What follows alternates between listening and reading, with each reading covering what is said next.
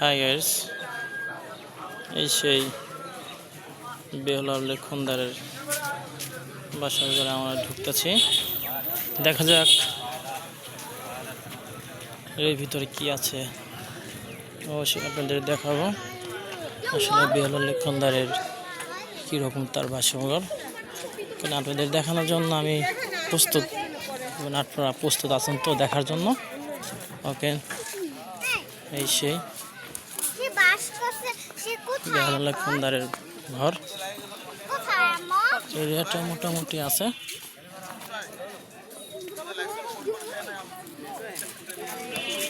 সুন্দর ঘর, বেহুলা লক্ষণদার। দেখা যাক, অনেকে উপরে উঠছে। ওকে, দেখতে থাকি, আপনাদের দেখাবো ইনশাল্লাহ। আপনারা দেখুন, এখানে কিছু গোকুল বেদ, মানে এটা কিছু আর কি, কিছু কত সালে স্থাপিত হয়েছে সেটা। এটা কিন্তু প্রচুর উঁচুতে অবস্থিত। এখানে অনেকেই উঠতেছে, দেখতে পারেন, অনেক উঁচু। দেখাবো, সবাইকে দেখাবো ইনশাল্লাহ, আপনারা দেখবেন, আমিও দেখতে থাকি।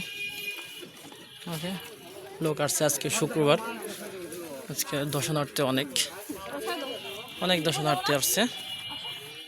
দর্শনার্থী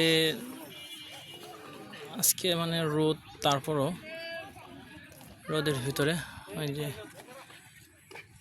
আমার এক ভাগিনা, সে উপর থেকে উঠে ডাকতেছে। ওকে,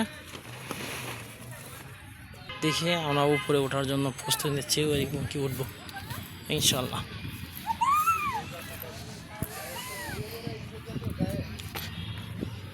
হাই গাইস, খুবই সুন্দর এলাকা, এবং কি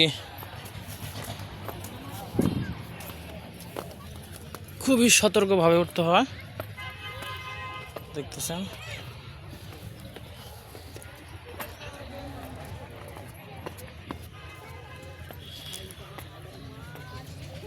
দর্শক, আমরা এখন হাই গাইস, দেখি কত দূর উঠা যায়, উঠতে থাকি। বেহুলা লক্ষণদারের বাসর ঘরে আমরা যাব ইনশাল্লাহ।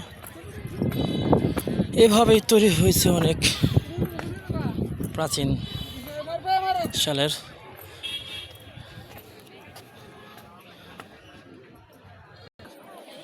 ইনশাল্লাহ দেখি, দেখতে থাকি, আপনারা দেখেন।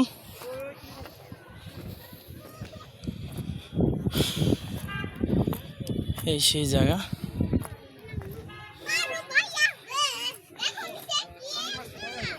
আমাদের উপর থেকে লাইভ করতেছেন নাকি? না,